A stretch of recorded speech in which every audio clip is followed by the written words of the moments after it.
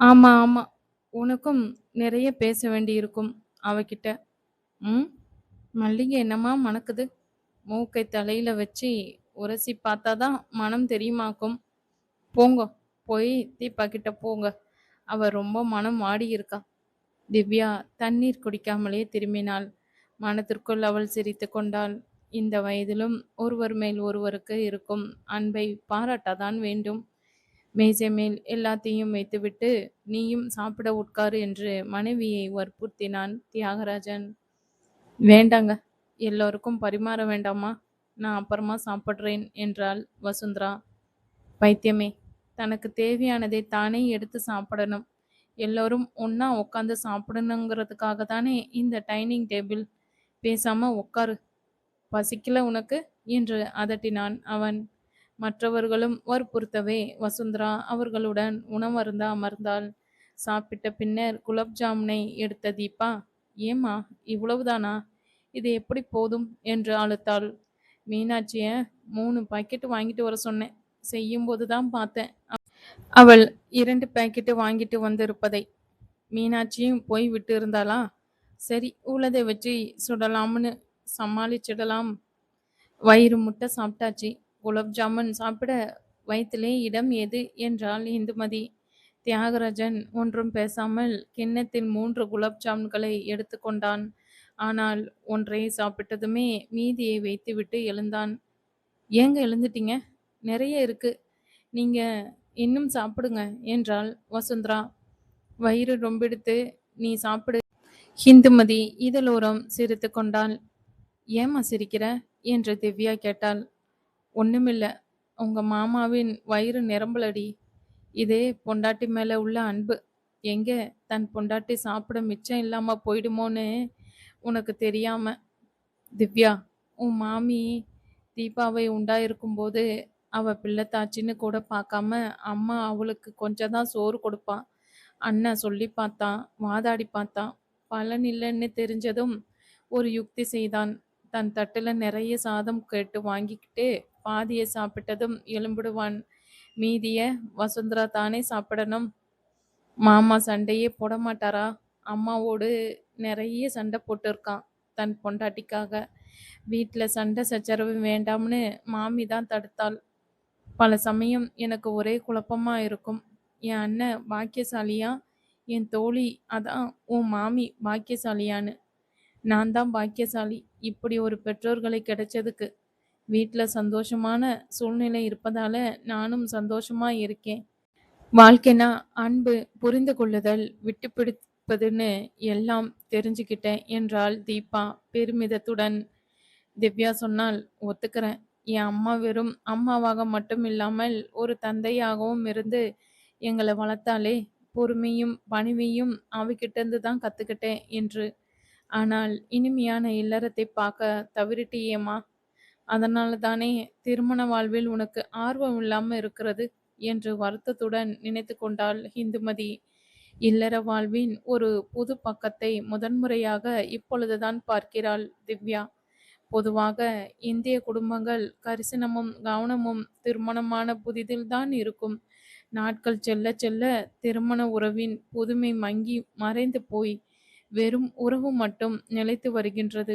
அந்த உறவில் மனைவி என்பவள் குடும்பத்தை கவனிக்கும் வெறும் ஊழியனாக மட்டுமே மதிக்கப்படுகிறாள். அவள் உண்டாளா, உறங்கினாளா, சந்தோஷமாக இருக்கிறாளா என்றெல்லாம் யாரும் அவளுடைய கணவன் உள்பட கவனிப்பதில்லை. நாள் முழுதும் குடும்பத்துக்காக மாடாக உழைக்கும் அவளுக்கு உதவி தேவைப்படுகின்றதா என்று யாரும் அக்கறை காட்டுவதில்லை. இப்பொழுது அவள் பார்க்கும் காட்சியே வேறு.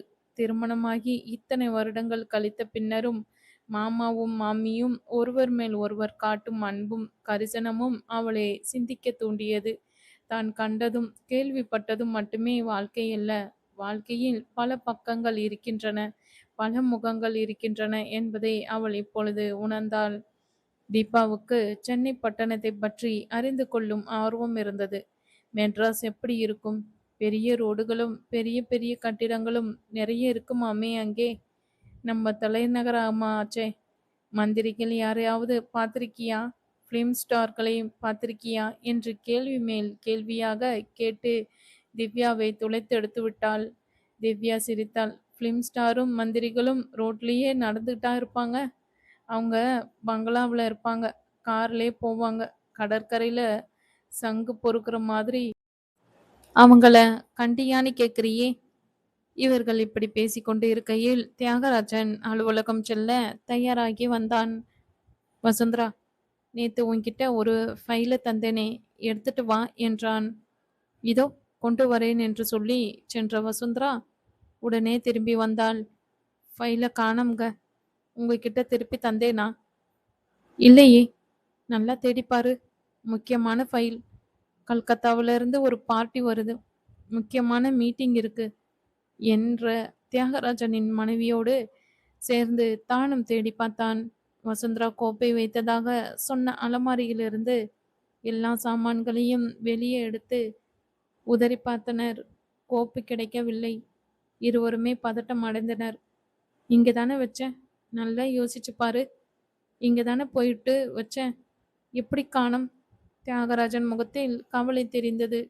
குரல் சற்று எரிச்சலையும் கோபத்தையும் காட்டியது. ஆயினும் அவன் வசுந்தராவை கோபித்து கொள்ளவில்லை. என்ன செய்ய போற? மீட்டிங்ல எதை காட்ட போற? ஒரு முக்கியமான டீல் கை நழுவிட போறது என்று கவலைப்பட்டான். பின்னர் வசுந்தராவை பார்த்து நிதானமான குரலில், வசுந்தரா, ரொம்ப முக்கியமான ஃபைல் அது, நல்லா யோசிச்சு பாரு எங்கே வச்சேன்னு என்றான். வசுந்தரா கண்களை மூடி சிந்தித்தாள். பிறகு மீண்டும் மாடிக்கு ஓடினாள். அவள் திரும்பி வரும் பொழுது கையில் அந்த கோப்பு இருந்தது. கிடைச்சிருச்சு என்றாள் உற்சாகத்துடன். முக்கியமான ஃபைலுன்னு சொன்னீங்கல்ல, லாக்கர்ல வச்சுட்டு மறந்துட்டேன், சாரி. பரவாயில்ல, இப்ப கிடைச்சதுல அது போதும் என்று மனைவியை சமாதானப்படுத்தினான் அவன். நீயும் என்ன மன்னிச்சிடு வசுந்தரா. என் குரலில் கோபம் எட்டி பார்த்ததே. என்னங்க, என்னை கோவச்சிக்க உங்களுக்கு எல்லா உரிமையும் இருக்கு. நான் தானே ஃபைல காணாம போக்கினேன். கோபம் மறதானே செய்யும் என்று வசுந்தரா அவனுடைய கோப குரலை நியாயப்படுத்தினாள். மேலும், நீங்க என் மேல கோபத்தை காட்டலைங்க. ஆமா, உண்மைதான். நான் என்னையே கோவிச்சுக்கிட்டேன். இந்த ஃபைல் என்னோட பொறுப்பு. நான் தான் அதை பத்திரமா பார்த்துக்கணும். நாங்க ஆண் பிள்ளைகள் வெளியே ஆஃபீஸில் வேலை செய்கிறோம்னா, பெண்கள் வீட்டில் நாள் முழுசும் வேலை செய்கிறீங்க, குடும்ப பொறுப்பை ஏற்று நடத்துறீங்க. வீட்டுக்கு வந்த பிறகு எங்கள் வேலையும் உங்கள் மேலே சுமத்துறது நியாயம் இல்லையே. அதனால வந்த கோபத்தை அடக்கிட்டேன் என்று சொல்லி மனைவியை பார்த்து புன்னகைத்தான். அவளுடைய கன்னத்தில் லேசாக தட்டினான். ஃபைலை விட உங்க முகத்துல தோன்றிய நிம்மதி தான் எனக்கு பெருசுங்க. எதுக்காகவும் கவலைப்படாம சந்தோஷமா இருங்க என்றாள் வசுந்தரா. பிறகு இருவரும் ஒருவரை ஒருவர் வாஞ்சையுடன் பார்த்து கொண்டு நின்றனர். தம்மை சுற்றி மற்றவர்கள் இருப்பதையே மறந்துவிட்டு ஒரு தனி உலகில் அவர்கள் நுழைந்து விட்டது போல் இருந்தது. திவ்யா அதிசயத்துடன் அவர்களை பார்த்தாள். முக்கியமான கோப்பை காணாமல் போக்கிய மனைவியை கோபித்து கொள்ளாத கணவன், கணவனின் சமாதானமும் சந்தோஷமுமே முக்கியம் என கருதும் மனைவி. மாமா மாமி, நான் உங்க 2 பேரையும் சல்யூட் செய்கிறேன் என்றாள் அவள் உணர்ச்சி பொங்க. ஏமா? பொண்டாட்டிய கோபித்து கொள்ளாத கணவனை இப்பதான் பார்க்கறேன். அது எப்படி கோபிப்பேன்? அவள் கண் கலங்கினா என் மனம் கலங்கி போகுமா? அதெல்லாம் இப்போ உனக்கு புரியாது. கல்யாணம் செய்து பார், அப்போ புரியும். திவ்யாவுக்கு நிறைய விஷயங்கள் புரிந்தன. தியாகராஜன் சென்ற பின்னர் சமையலில் உதவி செய்யும் நோக்கத்துடன் வசுந்தராவுடன் சமையலறைக்குள் சென்றவள் அவளிடம் பேச்சு கொடுத்தாள். மாமா எப்பவும் இப்படிதான் இருப்பாரா? இப்படிதானா? அதாவது ரொம்ப அனுசரணையா, அன்பா, எதுக்கும் கோவப்படாம? கல்யாணமான புதுசுல நிறைய சண்டை போடதான் செய்தார் என் மாமியாரோடு, அதாவது உன் பாட்டியோடு. அவங்க என்னை படுத்தினத தடுக்க முடியாத ஆத்திரத்தை எல்லாம் உன் மாமா என் மேலதான் கொட்டுவார். அப்புறம் ஒரு நாள் அவருக்கு திடீர்னு உரைத்தது. பாவம் இவள் என்ன பாவம் செய்தாள்? ஏன் என் இயலாமையை இவள் மேல் கொட்டுறேன்னு அவருக்கு தோண ஆரம்பிச்சதும் மெல்ல மெல்ல மாறினார். கல்யாண வாழ்க்கையே அப்படிதாம்மா. ஒருத்தரை ஒருத்தர் புரிஞ்சிக்க கொஞ்ச நாள் ஆகும். புரிஞ்சதுக்கு அப்புறம் அவங்க குறை நிறைகளை ஒத்துக்க இன்னும் கொஞ்ச நாள் ஆகும். சந்தோஷமான இல்லறம் நடத்தணும்னு தீர்மானிச்சிட்டா இது எல்லாம் சுலபம்தான். ம் என்றாள் திவ்யா. நீங்க சண்டை போடுவீங்களா மாமி? அவரோட சண்டை போட்டு இருக்கேன். அவர் தொழிலை தொடங்கின புதுசுல லேட்டா வருவார். நான் ஒரு பேதை. அனாவசியமா அவர் மேல சந்தேகப்பட்டு சண்டை போட்டிருக்கேன். அப்புறம் தொழிலில் காலூன்றி உரம் பெறும் வரைக்கும் ரொம்ப டென்ஷனா இருப்பார். அப்பவும் எங்களுக்குள்ள மோதல் உரசல் எல்லாம் வரதான் செய்யும். ஆனாலும் எங்களுக்கு ஒருத்தர் மேல் ஒருத்தருக்கு இருக்கும் அன்பு குறையல. அதனால் எதையும் பெருசுப்படுத்தாம விட்டு தள்ளி விடுவோம். இந்தாம்மா வாழ்க்கை. முள்ளும் கல்லும் வாழ்க்கையில் இருக்கவே செய்யுது. கவனமா பாதத்தை எடுத்து வச்சா நடந்தா காயப்படாம பார்த்துக்கலாம். கல்யாணம் செய்துதான் ஆகணுமா மாமி? சிந்தனையுடன் கேட்டாள் திவ்யா. இவளிடம் கவனமாக பேச வேண்டும். ஏற்கனவே கல்யாணம் வேண்டாம் என இவள் தீர்மானித்திருக்கின்றாள் என்று நினைத்த வசுந்தரா, ச்சே, கல்யாணம் செய்துதான் ஆகணும்னு எந்த சட்டமும் சொல்லல. ஆனா கல்யாணம் ஒரு வசதி, ஒரு வாழ்க்கை துணையை பெற, தனக்கென ஒரு குடும்பத்தை உருவாக்க, அந்த குடும்பத்தை பேணுவதை ஒரு குறிக்கோளாக கொண்டு வாழ்க்கையை நடத்த கல்யாணம் அவசியம்தான். இளம் வயசில் தனிமையாக வாழ்க்கையை கடத்திடலாம். வயதான பிறகு தனக்கு என யாரும் இல்லாத தனிமை பயங்கரமாக இருக்கும். ஆமா திவ்யா, மனிதன் தனியாக இருக்க படைக்கப்பட்டவன் இல்லை. அதனாலதான் ஆண்டவன் ஆணையும் பெண்ணையும் படைச்சிருக்கார். இல்லனா வெறும் ஆணையோ அல்லது வெறும் பெண்ணையோ மட்டும் கடவுள் படைச்சிருப்பார். ஆனாலும் கல்யாணம்னா ரிஸ்க் இல்லையா மம்மி? எப்படிப்பட்டவன் கணவனா கிடைப்பான்னு தெரியாம மாட்டிக்கிட்டு திண்டாட வேண்டியிருக்கும் இல்லையா? எதுல தாம்மா ரிஸ்க் இல்ல என்று கேட்டாள் வசுந்தரா. மழையினால்தான் குளம் குட்டைகள் நிரம்புகின்றன, பயிர்கள் வளர்கின்றன. நமக்கு குடிக்க குளிக்க தண்ணீர் இந்த மழையினால் தான் கிடைக்குது. ஆனா நோய் நொடிகளும் இந்த மழை காலத்துல தானே அதிகமா இருக்கு. பெருமழை பெய்தா பயிரை அழிச்சா நாசம் செய்யும். தண்ணீர் ஊருக்குள்ளேயும் புகுந்து குடியிருப்புகளையும் அழிக்குது. வரப்பிரதசமா இருக்கிற மழையினால் சில கஷ்டங்களும் உண்டாகின்றது. மழையே பெய்யக்கூடாதுன்னு நினைக்கிறோமா? கூடிய மட்டும் அழிவு உண்டாகாம தவிர்க்க அரசு பல ஏற்பாடுகளை செய்கிறது. அது போலதான் பெத்தவங்க தம் பிள்ளைகளுக்கு ஏற்ற வரனாக விசாரித்து அறிந்து ஏற்பாடு செய்றாங்க. காதல் கல்யாணம் செய்றவங்களும் வெறும் உடல் தோற்றத்துல மயங்காம அவனுடைய அல்லது அவளுடைய குணம் தன்னோட பொருந்தி போகுமா அல்லது என்னால் பொருந்தி வாழ முடியுமான்னு எல்லாம் பார்க்கணும். அப்பதான் இல்வாழ்க்கை இனிமையாக அமையும். திவ்யா மௌனமாக சிந்தித்தாள். அவள் சிந்திப்பதை உணர்ந்ததும் வசுந்தரா மேலும் பேசினாள். ஒரு ஆணும் பெண்ணுக்கும் திருமண பந்தத்தில் நுழையும் முன்னால் சில விஷயங்களை தெரிந்து வச்சிருக்கணும். அவங்க ஒருத்தரோட ஒருத்தர் இணைஞ்சு வாழத்தான் கல்யாணம் செய்துக்கிறாங்களே ஒழிய ஒருத்தரின் வாழ்க்கையை அவர்களிடமிருந்து பிடுங்கி கொள்ள அல்ல. உறவுகளை புரிஞ்சு ஏத்துக்கணும். நிறைய விஷயங்களில் விட்டு கொடுத்து அட்ஜஸ்ட் செய்து வாழணும். சும்மா வெறும் ஆசைகளை சுமந்துட்டு எதிர்பார்ப்புகளை வளர்த்துட்டு போறவங்கள தான் நிறைய கஷ்டப்படுறாங்க.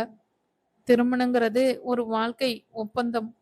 உன்னை உன் நிறை குறைகளோடு ஏத்துக்கிறேன்னு ஒருவருக்கு ஒருவர் இருவரும் கொடுக்கும் வாக்குறுதி. திருமண பந்தத்தில் நிறைய விஷயங்கள் இருக்குதுமா. எல்லாத்தையும் சொல்லிட்டே போனா நீ போர் அடிச்சு போவ என்று நிறுத்தினாள் அவள். இல்ல மாமி, ரொம்ப இன்ட்ரெஸ்டிங்கான சப்ஜெக்ட். ரொம்ப குழம்பியே போயிருந்தேன். நீங்க பேச பேச நிறைய விஷயங்கள் தெளிவாயிட்டது என்றாள் திவ்யா. நல்லது.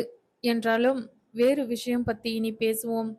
என் பேச்சு திரும்பவும் உன்னை குழப்பிவிடக் கூடாது. ஒரு ஒரு ஒரு கேள்வி மாமி.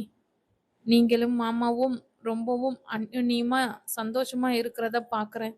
பொதுவா கல்யாணமான 2 வருஷம் வரை சந்தோஷமா இருக்கிறவங்க பிறகு உறவு புளிச்சு போய் இருக்கிறதையும் கசந்து போய் இருக்கிறதையும் தானே பார்க்குறோம்.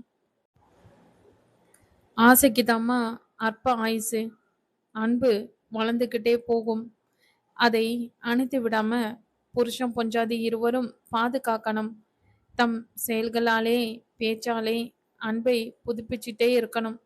நாம கொடுக்கறது தான் நம்ம கிட்ட திரும்பி வாங்குறதுக்கு தத்துவத்தை புரிஞ்சு 2 பேரும் நடந்துக்கிட்டா இல்லற வாழ்க்கை புளிக்கிறதும் இல்லை கசக்கிறதும் இல்லை. தெளிவா நல்லா பேசுறீங்க மாமி. இதையெல்லாம் புத்தகமா எழுதுங்களேன்.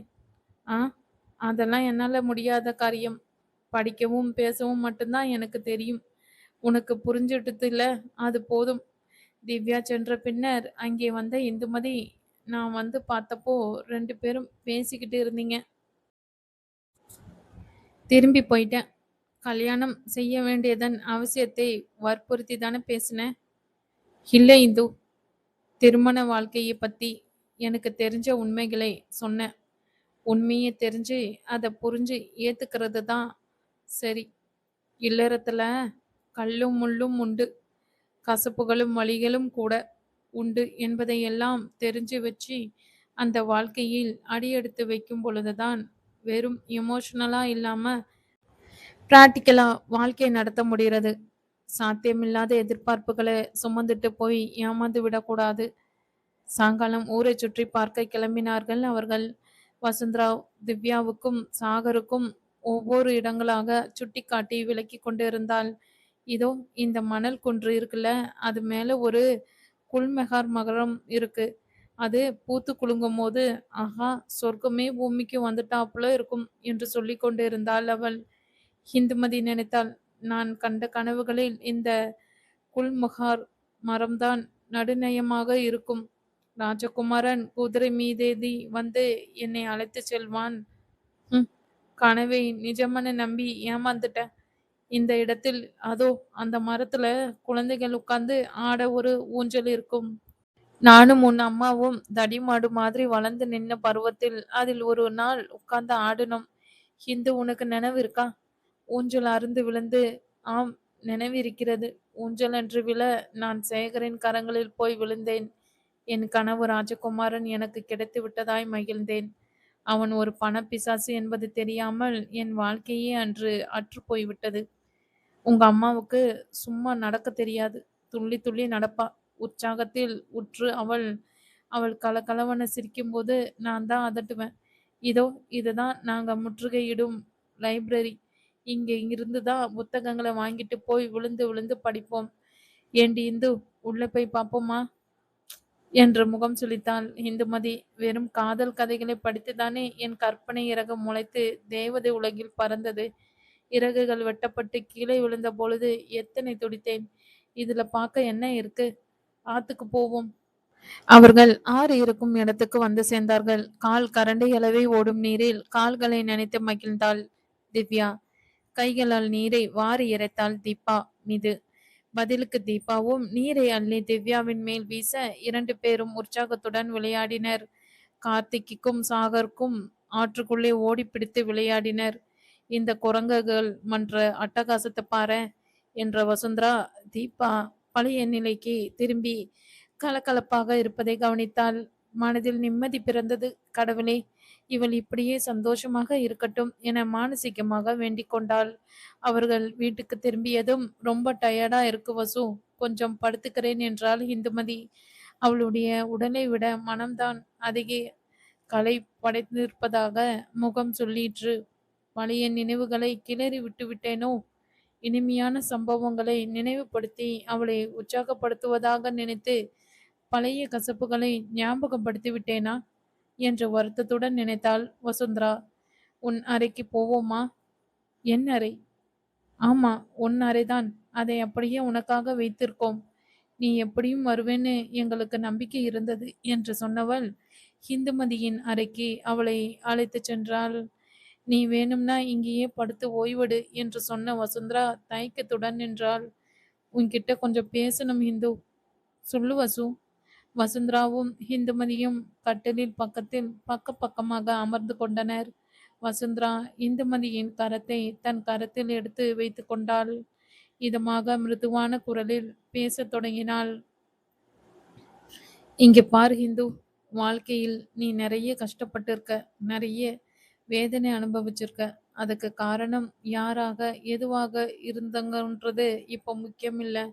அவை கடந்த காலம், இறந்த காலம். இறந்துவிட்ட ஒன்றுக்கு உயிர் கொடுக்க முடியாது. இப்போ அந்த கஷ்டங்களும் பிரச்சனைகளும் இல்ல. பழச மறந்துடு. உன் புருஷனை மன்னிச்சிடு. அப்பதான் உன் மனசுக்கு நிம்மதியா இருக்கும். அப்பதான் நீ சமாதானத்துடன் வாழ முடியும். உன் வாழ்க்கையே சந்தனமா தேய்ச்சு உன் பிள்ளைகள கரையேத்திட்ட. நீ உனக்காக வாழணும் இந்து. இந்துமதி நீண்ட பெருமூச்சு விட்டாள். சொல்றது ரொம்ப சுலபம். அந்த ஆள் என் வாழ்க்கையே பால் அடிச்சிட்டான். என் இளமை கனவுகளை எரிச்சு சாம்பலாக்கிட்டான். என் 2 பிள்ளைகளையும் தனியா வளர்த்து ஆளாக்க நான் எத்தனை கஷ்டப்பட்டேன். என் இளமை திரும்பி வருமா? சொல்லு வசு. கடந்து போன என் வாழ்க்கையை யாராலும் திருப்பி தர முடியுமா? எப்படி அந்த ஆள் எனக்கு செய்த அநியாயத்தை மன்னிக்க முடியும்? என் உயிர் உள்ளவரை மறக்கவும் மாட்டேன், மன்னிக்கவும் மாட்டேன். இந்துமதியின் குரல் கம்மியது. கண்களில் நீர்